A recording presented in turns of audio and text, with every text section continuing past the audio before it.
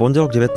septembra sa uskutočnilo slávnostné otvorenie akademického roka 2011-2012 Univerzity Konštantína Filozofa v Nitre.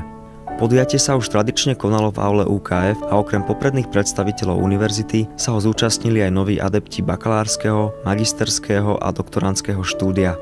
Celkovo sa do ročníkov zapísalo viac ako 12 600 študentov, z toho 5100 bolo od študentov prvého ročníka. Súčasťou otvorenia školského roku bolo aj udeľovanie ceny rektora UKF v Nitre za publikačné a iné tvorivé aktivity v roku 2010.